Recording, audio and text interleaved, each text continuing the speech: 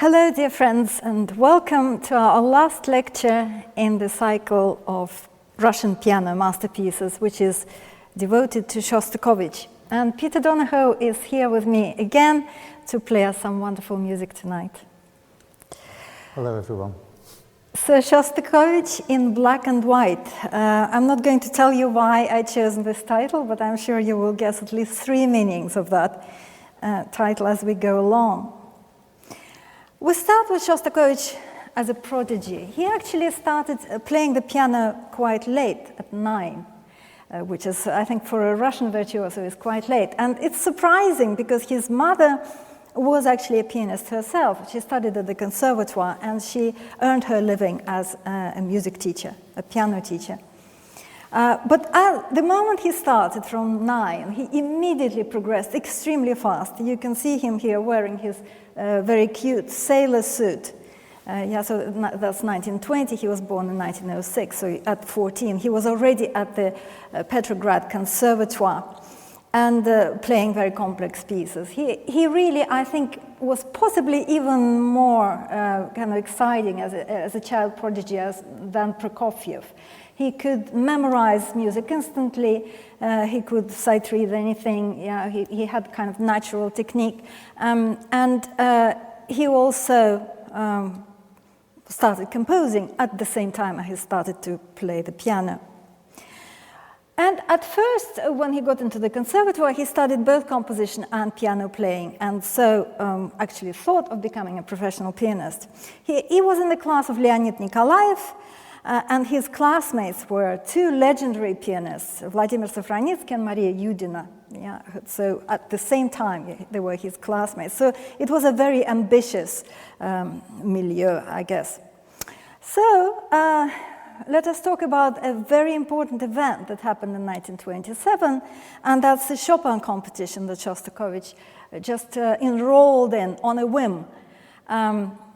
He pretended, at least, that he didn't necessarily go there specifically to win it. And he said, well, I just want to go abroad. It was his first trip abroad, and I will want to make new connections, maybe promote my music. But of course he wanted to win it, and we know that from the letters. So he had 26 days to learn his program for 2 rounds. He only knew a few pieces out of the program, so he had to learn the concerto, you know, the etudes and so on. So you can see him here with the other contestants. And when he came there, this is one of the letters that he wrote back to his mentor, Jaworski. An acquaintance told me that Spinalski, who was one of the Polish pianists who played before me, took 51 seconds over the B-flat minor prelude. I played it in 47. So I thought, well, surely that's not possible. I found one recording on YouTube, which is by a winner of a 2000 Chopin competition, and that's 53 seconds. Yeah, so you'd have to still take seconds off, 6 seconds off it. So that is.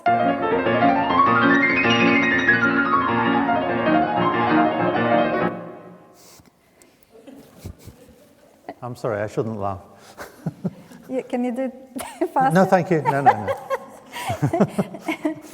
So, and indeed, there was this competition. We know the stories about Gilels and Richter, for example, yeah, or other Soviet pianists starting at the same time, yeah, on 2 pianos, a Chopin etude. Who would come to the finish first? So it was quite a thing. But just to prove to you, I mean, he really always won these competitions. Shostakovich had the fastest fingers. And that is a particular type of technique that I think he uses himself.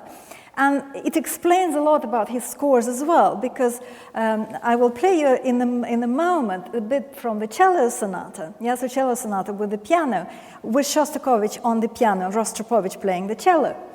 And it's the bit that all pianists who have ever done this piece know about, yeah, because everything else, I think, is not that difficult in that sonata. And then suddenly, yeah, out of nowhere comes this passage which you will spend all your time learning. Is that correct? So let's hear it. Oh, yes, I've done that. Yes.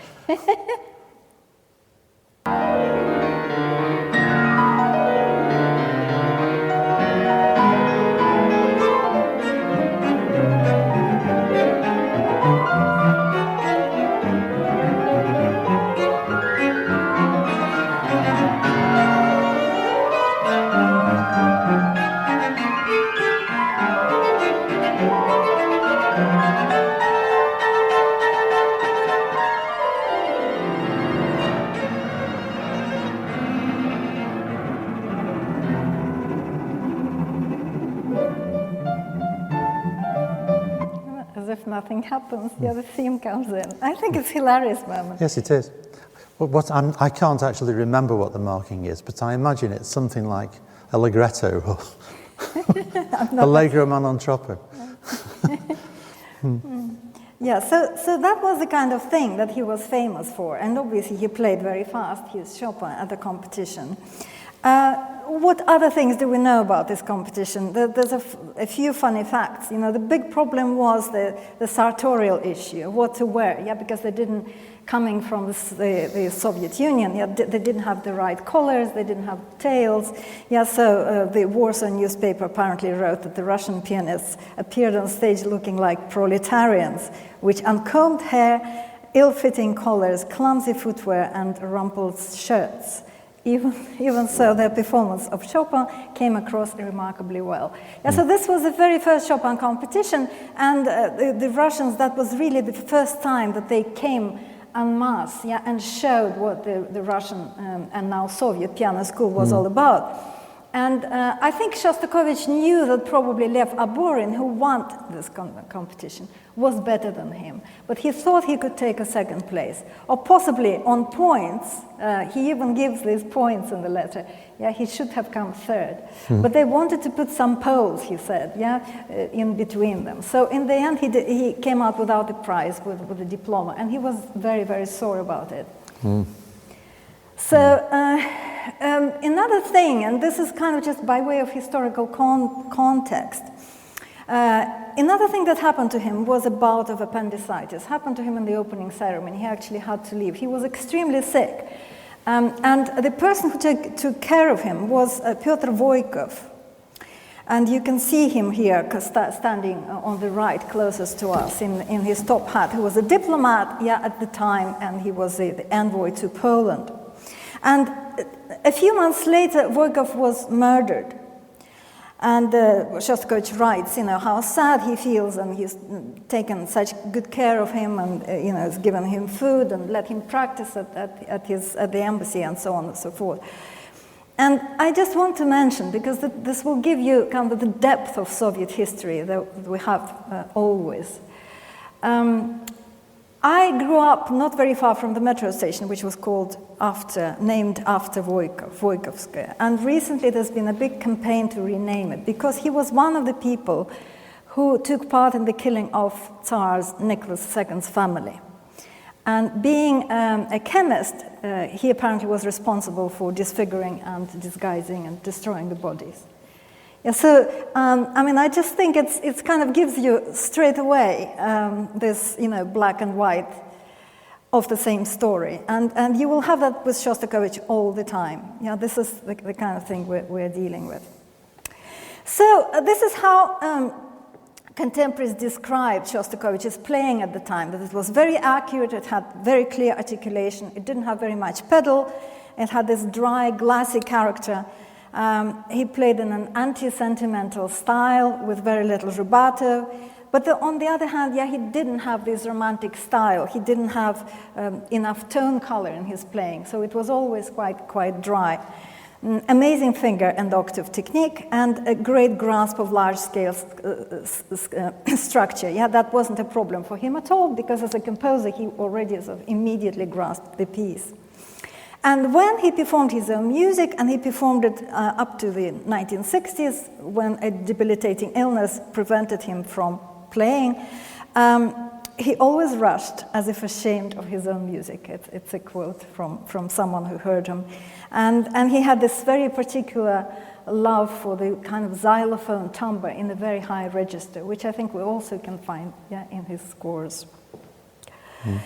So we're going to talk now about Sonata Number 1, and this is a piece from... Marina, before we do, could I just say that it seems fairly plain to me from hearing those excerpts that we have a genius who doesn't practice very much. That's what it sounds like to me, which is why he doesn't have the tone control or the colours that someone who practices a lot does have. But this incredible mind, incredibly fast mind. What I would be really interested to know is what Shostakovich, what his comment would be if someone else played his music at that speed. Because that would then, if it was a negative comment, that would then indicate that he didn't realise how fast he was playing it, which I suspect is exactly what happened. Yeah. He just didn't know that it was so quick. And on the whole, my impression is that most composers are like that because the music's in their head to such a degree, and they probably spend far more time writing music down than they do practicing, that the result is exactly like that. But he's a particularly extreme example of it, isn't he? Yes, I agree. And, obviously his mind was, we don't like using the word genius these days, but I think, anyone who came across him realized how extraordinary his mind was. You will hardly find any sketches, even for big symphonies. There are very few of them. He worked out things in his head. Now we can take years, as I did with the Fifth Symphony, analyzing it and trying to figure out the connection. He didn't actually have to work them out on paper. He worked them out in his head, and then he wrote. He is basically, the first copy looks completely, almost completely clean. Yeah, and I think that the speed of mind, obviously, went with his playing as well. And I think I agree. Some of the performers as well don't necessarily realize how fast they're playing. No, I think we're all a bit like that, but particularly if we've written the piece. Yeah. I can't quite imagine what it feels like, but I'm sure Beethoven was like it, exacerbated by the fact that he was deaf as well. But Beethoven's metronome marks indicate that he had no idea, really, how complex the works were for the listener. They needed far more space than he allowed, and Shostakovich was perhaps like that, particularly when he was performing it. Yeah. I would love to hear Shostakovich play a slow piece, but I don't think he ever bothered, did he? We'll have another fast one soon. So let's talk about the first sonata. So the first sonata, just before the Chopin competition, Shostakovich, who received quite a conservatory education, he studied with a pupil of Rimsky-Korsakov, Maximilian Steinberg, and suddenly he discovers all the Western modernism at once. Yeah, so Krenek, Hindemith, Mahler actually comes a bit later, but these like really avant-garde pieces. And he's Stravinsky, of course, as well, and Prokofiev. So he writes this incredible piece, Sonata Number 1. I've chosen some arts to go with these pieces. So they're all by Pavel Filonov, who's a fellow Leningrader, as Shostakovich. So there are things in this sonata which stem from Prokofiev, I think. But it's like Prokofiev on drugs, yeah. It's sort of cubed, yeah, and everything is so much more extreme. And he also does, I think, even more than Prokofiev, enjoy writing ugly music, yeah, like really in your face, offensive. Absolutely. I wonder whether you could. Yes, it's probably one of the ugliest pieces ever written, I think, this sonata. And I spent a lot of time learning it and recording it, and it's still ugly. This is a particularly silly tune that he writes. It's in the central section, and it's a march. Let me see now.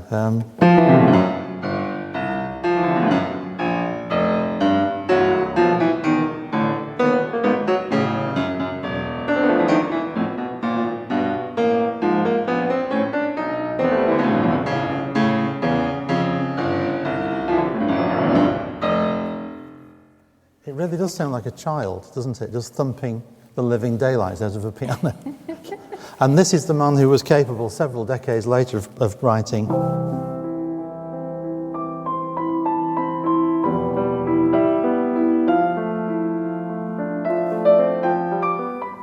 So, a man of many sides and many talents.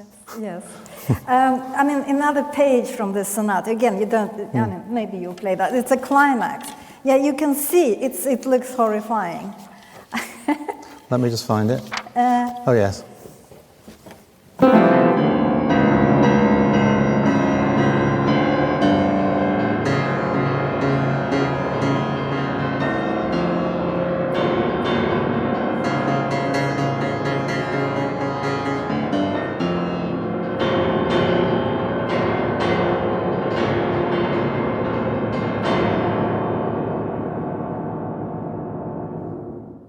We're supposed to leave that on for as long as it takes to die away, and then there's a very quiet Equally ugly passage, but quiet.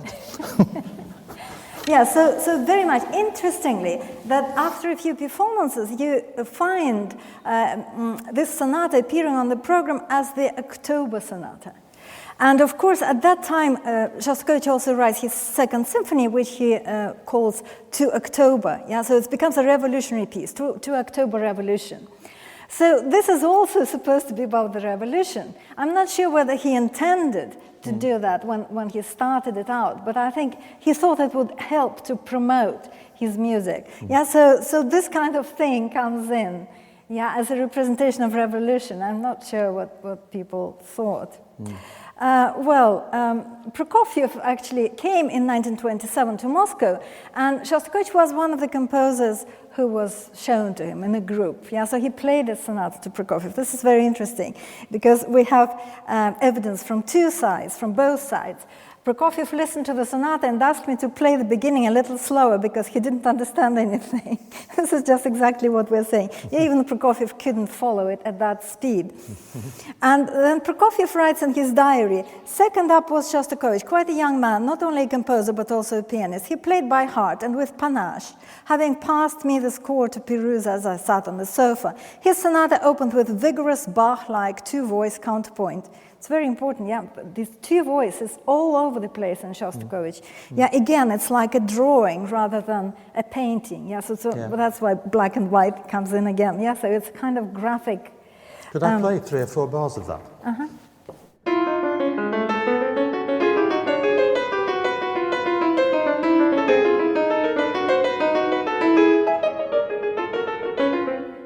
And the beginning of Prokofiev's third sonata.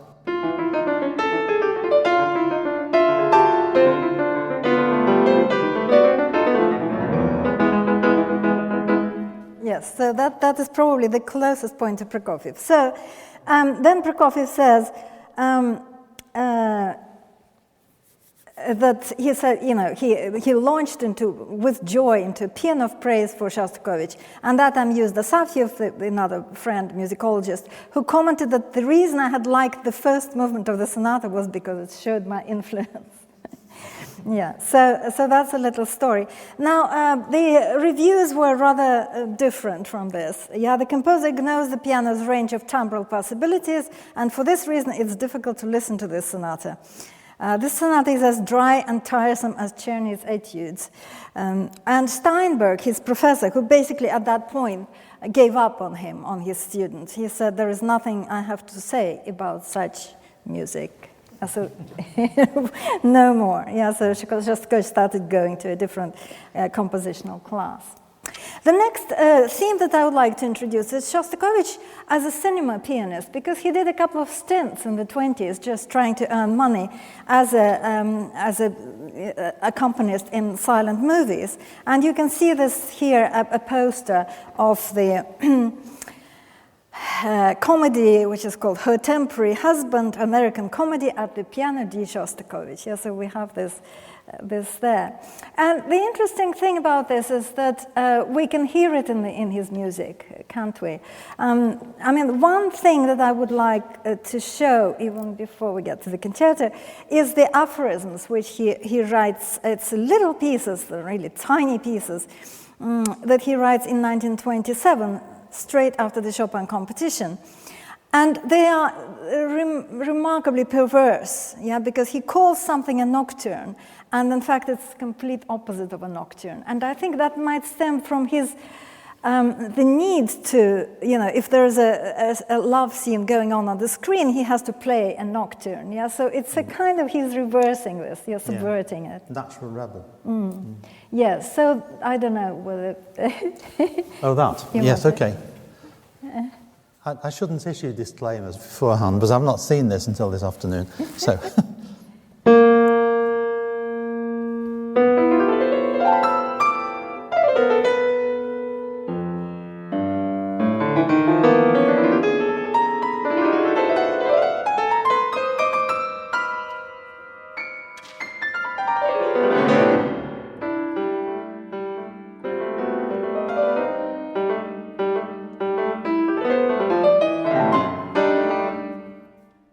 Did you not say to me earlier on that it was perhaps influenced by the second scene of Petrushka of Stravinsky.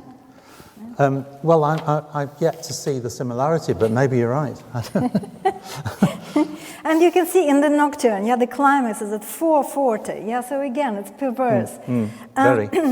Now, but there is something else, and this is what I also would like you. That piece number 10, which is called the Lullaby, and it's the final piece of Opus 13, and it's actually a very interesting kind of quasi-Baroque piece with lots of decorations.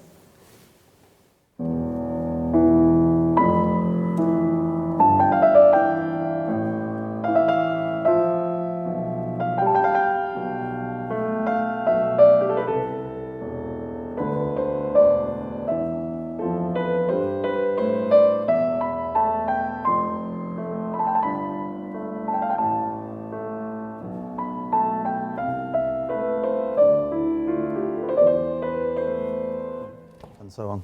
So this one is not perverse. It's called Lullaby, and it's actually quite beautiful music, even though it's a bit atonal at times. And it reminds me of the B-flat minor fugue, which is one of our favorites. This is just a theme that I put on.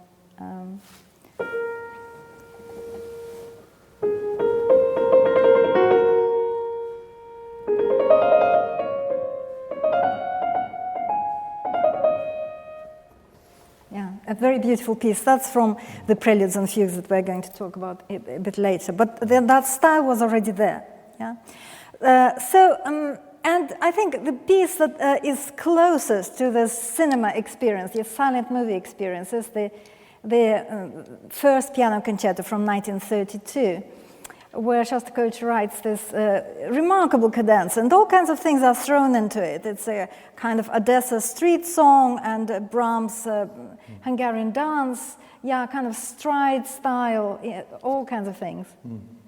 Yes, and we spend a lot of time, or at least I did, practicing not rushing this piece, because the nature of the writing does tend to fall forward all the time if one's not very careful.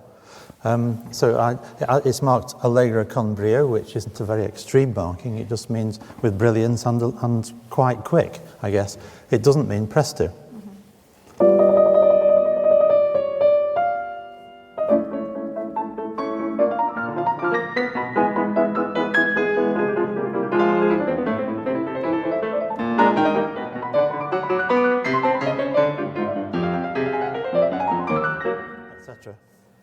It goes on for about another 3 pages like that, and then the orchestra joins in. And it becomes a classical cadenza. So it's all again, again, thumbing the nose and combining uncombinable things. So I've actually learned this concerto relatively late in my adulthood, and I thought, well, I'll see if I can find a performance on YouTube by the composer. Somebody told me about it, and I found it. And we're just about to hear the very same passage, aren't we?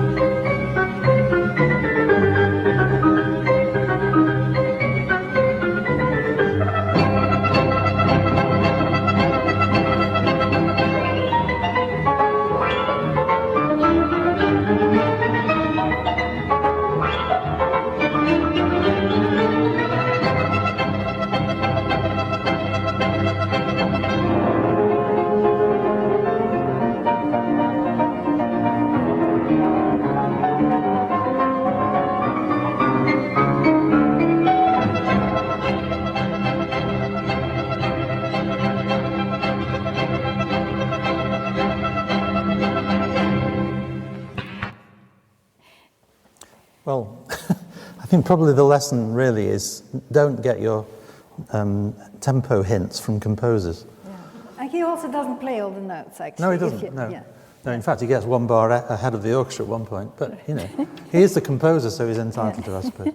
But, you know, Allegro con brio is not an extreme marking, as I said. How would he play it if it was marked prestissimo?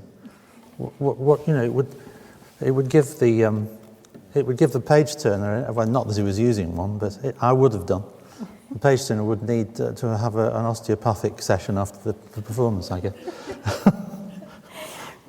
Yes, so, I mean, it's a lovely bit of video, you know, always love playing it, because it's, you know, even though it's sort of out of sync, but to see him play is well, yeah, it's wonderful to see what happened, and it seems very obvious to me, having been there myself, that he's nervous, for one thing. He's the composer and the performer, in a situation that was probably very sensitive. I imagine he was very vulnerable at that point to having his career taken away from him or something. And he's playing a piece for the first time, never been heard before. So on 3 counts, he was feeling very, very nervous of the situation, and we only need one to make us rush. Now, to a very different piece, yeah, so we're jumping now about 10 years to Sonata number 2. And that's a kind of, I mean, you've said, I think, that it's a masterpiece. I think it's wonderful. And I wasn't sure, and it really took me a very long time of listening to convince myself. And one reason why I think it's had a very difficult time becoming better known, even though Richter played it and Gillis played it and Udiner played it, is because it's so bare in a sense at times. Yeah, it's so ascetic. The pianism doesn't have this, you know, about Prokofiev they always said he had this Scarlattian joy, you know, of changing piano textures all the time. Yeah, it's always a surprise. Yeah. Shostakovich is the opposite of that, isn't he? Yes. Well, it's one of the very few major sonatas of any century, really, that actually almost deliberately leaves the audience feeling very unsure of itself. You can guarantee that the audience will not applaud very much. Because it's a very sad ending and very quiet and very enigmatic. And it's not the same, for example, as the Liszt to B minor sonata, because there are passages in that are so obviously electric and absolutely virtuoso, whereas this piece never goes to that kind of style, and then has this very somber ending, very beautiful somber ending, but it is very hard to know what to make of it as a listener. But the more you get to know this piece, the deeper it seems to me. And you know, having done the first sonata and the racket that it really was, to go, I don't know how many years further forward, but quite a long time, isn't it? And to find this beautiful piece from the same composer, for me, was just a wonderful discovery.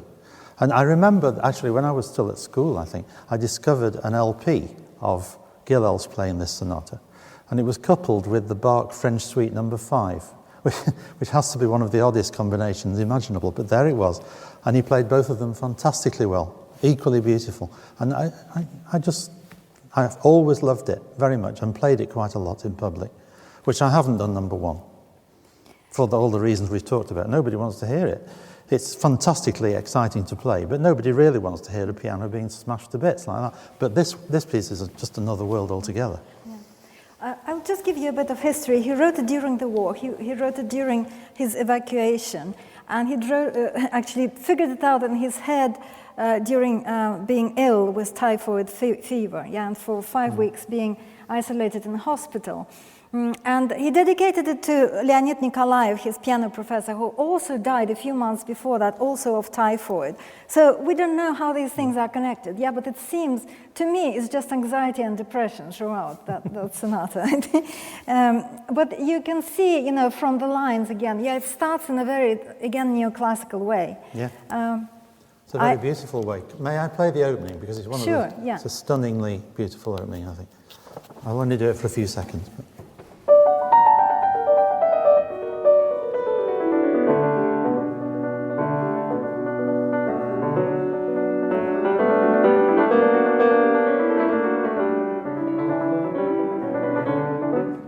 Me very much of Nielsen's Fifth Symphony, in that the opening is very static, and out of it comes inevitably something very contrasted with that. But it's unique to me, absolutely wonderful. But there is so much in it that is sort of written in this, again, awkward way, I think, for the piano. And these extreme registers, for example, he really likes using the extremes of the keyboard. Yeah. And delights in that. And the finale, I think, which is most astonishing movement, it's a set of variations based on a theme which is extremely long. Yeah, so for extremely long time, you just have one voice. You almost can play it with one finger. I mean, you shouldn't, but it's... With no accompaniment at all, just a...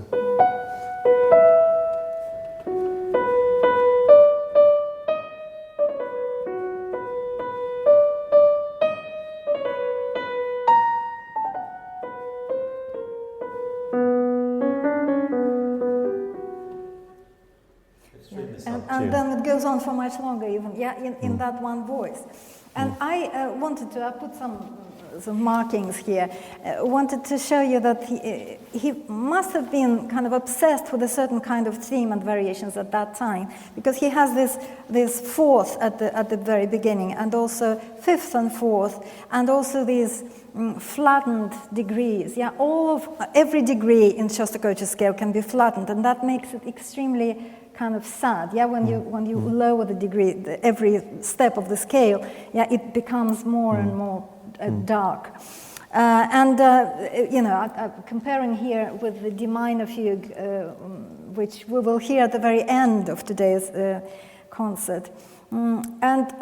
Also, at the very same moment, just a year later, he writes the second quartet, which I think has a very similar theme. I'll just play you a little bit of that.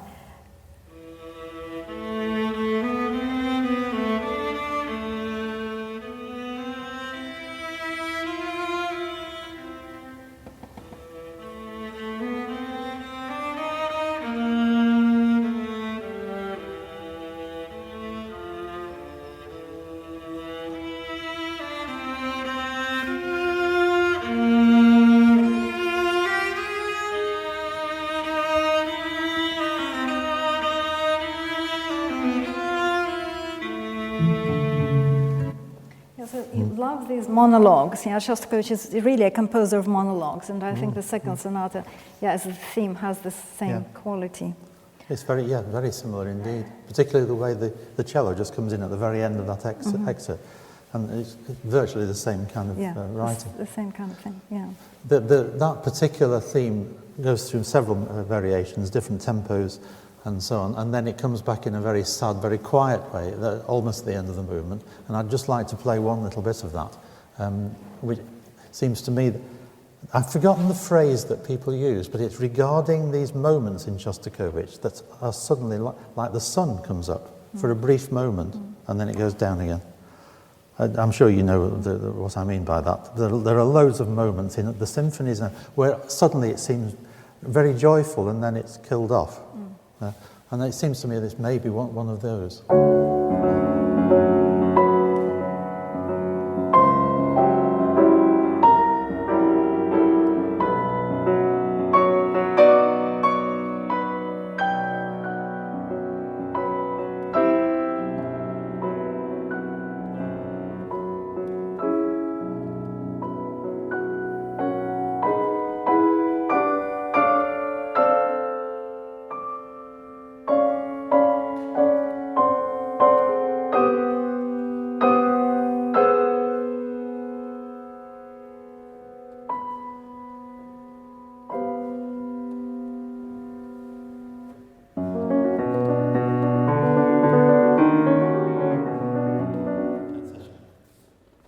There's just a moment of almost ecstasy there, and then it goes.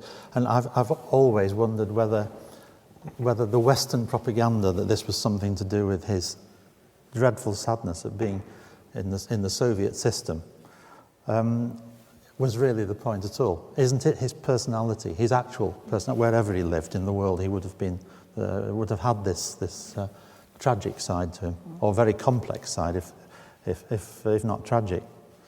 There is something there that's impossible to understand, and it was very simplistic of us in the West to just write it off as something to do with him being very depressed at living there.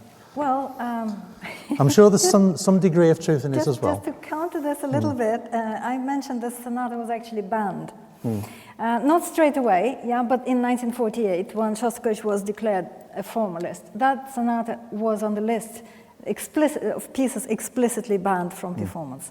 And it's because it's, I think, both because it's dark and because it's quite modernist. Despite these beautiful places that you actually, passages that you've played, there are some very convoluted, complicated things in it. Yeah, so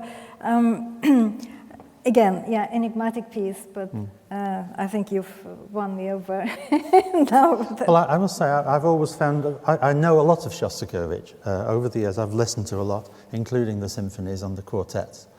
And that's the word that sums him up, enigmatic, the whole time. There is no simple answer to it, the mood of anything that he wrote. And that includes that very popular piece. I think Classic FM plays it quite often, which I played an excerpt from before, the second piano concerto.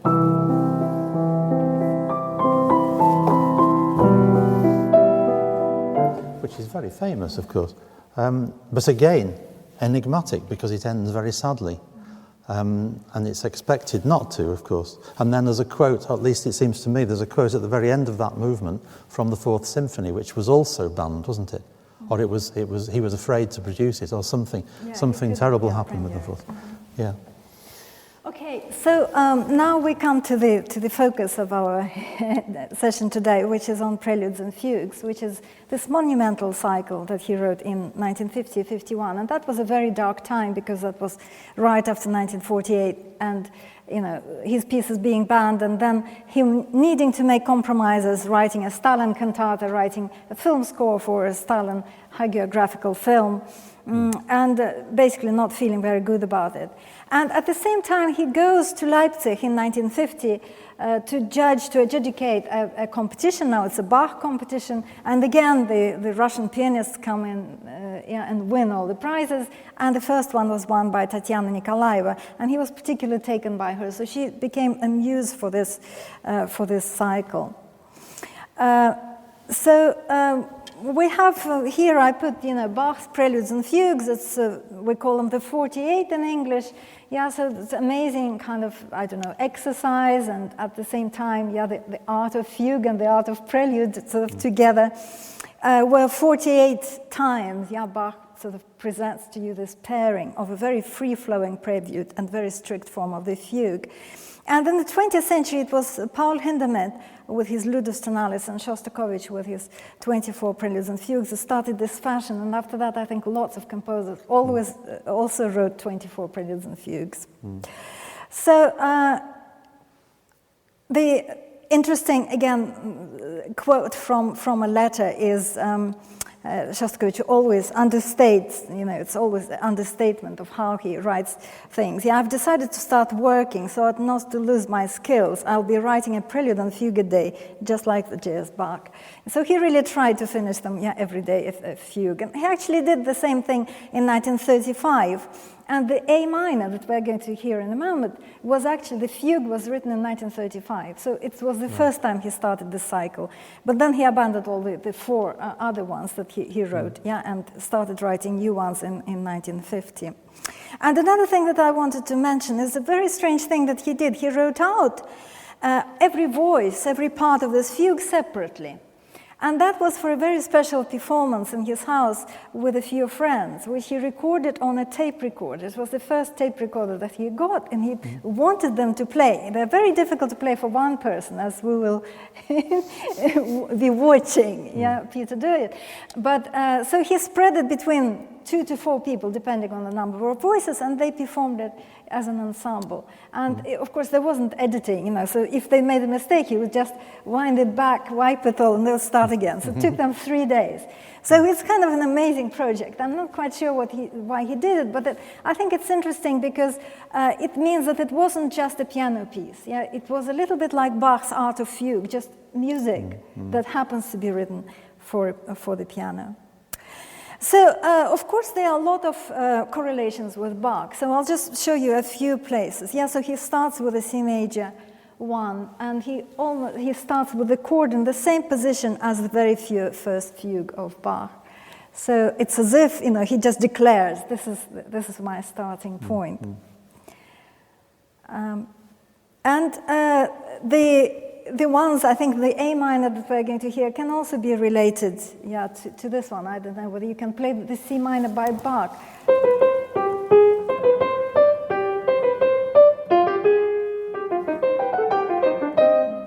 Yeah, so in Shostakovich, it becomes a polka.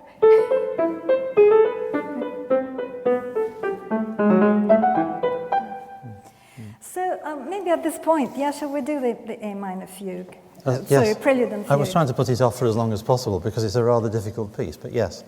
We could put it off longer if you want. We just have to check the page turning. We have to check whether this electronic works. Page turning, which is going on. So, does it work? No. No. So, could you make it work? I'll see what I can do. This is a direct result of social distancing. Page turning has to be done electronically, and it's not an aspect of social distancing that I really anticipated. Does it work now? Yes. Okay. Don't go too far away.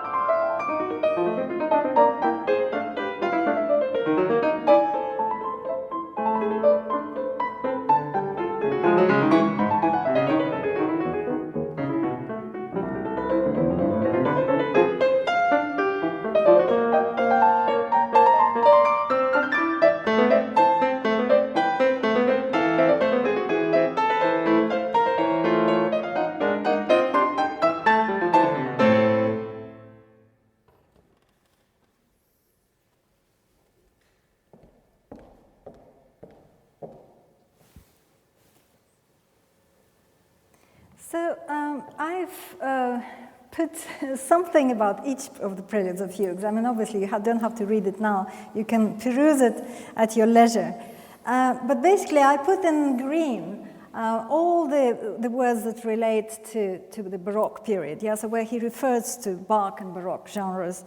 And I also emphasized in red everything that sounds Russian to me. Now, that's, of course, very subjective, but we're going to talk about it in a moment. Now look at the second half, and you can see that they're becoming more and more Russian towards the end. So he starts with Bach and gradually creates this trend, towards using more Russian folk song, Russian popular song as a kind of model.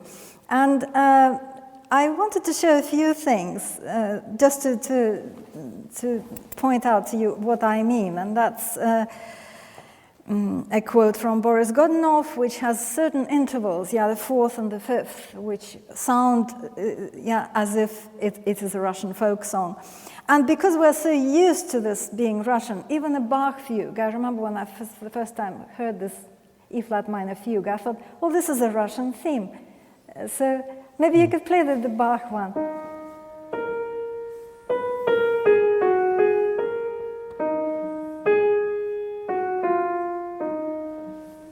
Russian song? Very much yeah. so. Yeah. So, it has sort of similar intervals. And if you maybe could play the Shostakovich E-flat minor.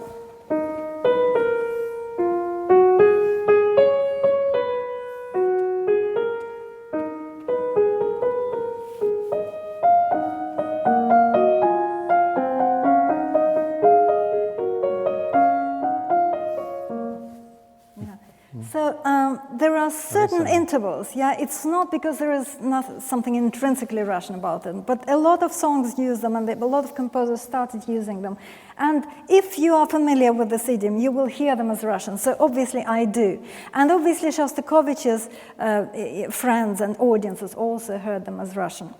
And just putting it in a historical context, that might have been the saving grace for this cycle. Because can you imagine, he's writing them basically for the desk drawer.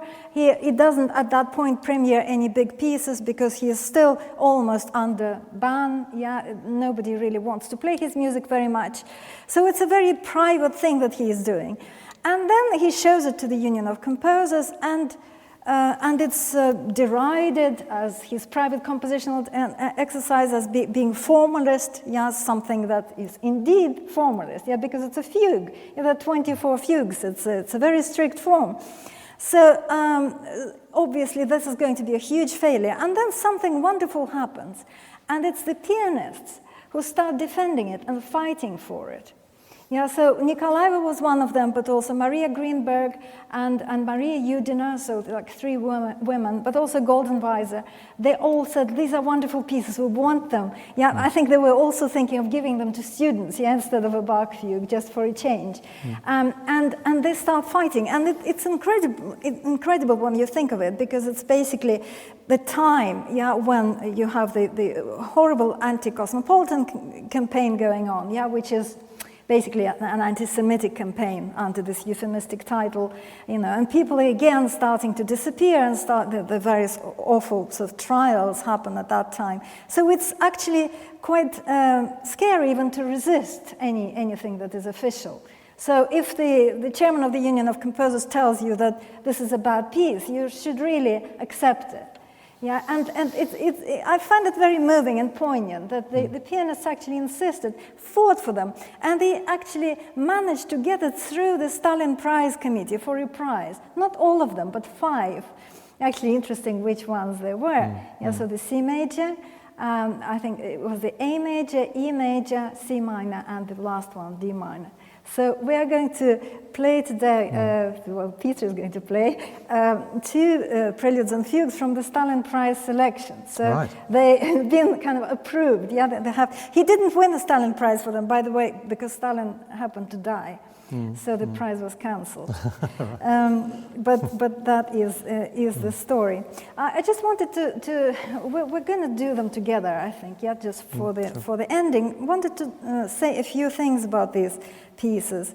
So the A major one is very unusual. It's I think became everyone's favorite very soon, because it's a very strange theme. It's all based on a major triad. And you have this spectrum of different major keys just shining at us.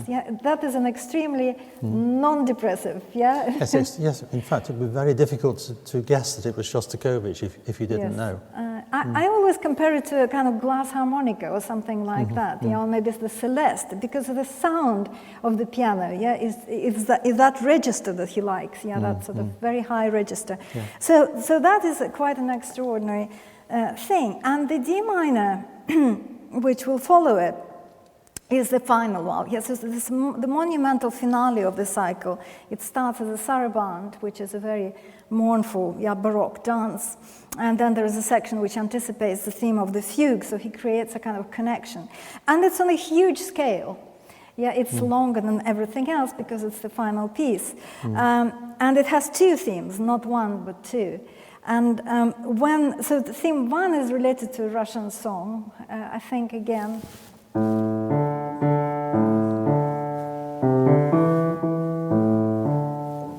And again has this fourth beginning. Yeah, so it's a little bit march-like as well. And then theme two is based on a psi motif. Yeah, and you will hear it. It's immediately, the movement kind of starts picking up, and this slow burning starts happening, and eventually an ascent towards the final climax, which is very. Maybe we shouldn't anticipate. Do you think I could just mention my own experience of these pieces? The first work of Shostakovich I ever heard was the Fifth Symphony, which was an LP that I bought when I was still a teenager. And I spent a long time trying to find piano works by Shostakovich that were similar to that, because it was such a striking work. I still find it unbelievably striking. Whatever the story behind it really is, and nobody really knows the full story, I don't think, but such a stunning symphony. And this final D minor Prelude and Fugue very much reminds me of that, particularly the very end of it, which people say is a sarcastic triumph. I don't personally subscribe to that, but I think it's very difficult to know what this, particularly as Marina mentioned, the flattened sixth. If it was a B natural instead of a B flat, it would be much more triumphant. But that is very, it's very much a feature of the end of the Seventh Symphony as well as the Fifth, and a lot of other pieces as well. Having performed and memorized at one point, I think I've forgotten it now, but I did memorize this Prelude and Fugue, the final one, many years before I ever attempted any of the other ones. When I was persuaded finally to actually record the 24 Preludes and Fugues, I spent something like 3 years on them. This is going back probably a decade and a half. And whilst I was learning them, I was astonished by the variety and the diversity of all these different pieces. That they were all by the same composer was to me extraordinary, because there's almost nothing that relates to any of the others. That none of the fugues sound similar to another one. Even Bach is more similar than Shostakovich. And when you have something as tonal as the A major, which is so obviously delighting in the major triads that he uses throughout the fugue, when you compare that with one that I won't be playing, but a very famous one in D flat major, which is as harsh and discordant as any piece you could imagine for the piano, all part of the same cycle, and everything in between. Every mood in between those two extremes is there in some form. And I think the selection that the Stalin Prize Committee went for is actually, I have total support for that, because they are the greatest ones, and they are actually also very different to each other. Just because, before Peter plays, I wanted to say a few words connecting, because it's the last lecture, connecting this Shostakovich masterpiece to the first one that we started, to Musorgsky's pictures at an exhibition. And remember how we started with the promenade, and we're talking about the Russian style and what the Russian style means. And interestingly, Shostakovich was not really the Russian style composer, with very few exceptions. And it seems that at that point, actually, the Russian style was kind of imposed on him. Yeah, he was told, because it was anti-cosmopolitanism, you're not supposed to be Western. He was sort of pushed into this direction. The exception, by the way, is his opera, Lady Macbeth of Mtsensk, which has a lot of Russianness in it. But here, I mean, I think this is something wonderful happens, that he is told to be Russian, and yet he does it completely on his own terms. And in fact, he is fulfilling the wish of Glinka, the father of Russian music, to tie the fugue and Russian folk song with the ties of holy matrimony. That's how he expressed it. So to actually write fugues, a Western form, on the basis of Russian songs. I think this is what Shostakovich is inspired by. So he does it completely on his own terms. So it's both Russian and very abstract at the same time. And I think this is a wonderful kind of note on which to finish our totally cycle. Unique, isn't it? Absolutely unique in the history of music.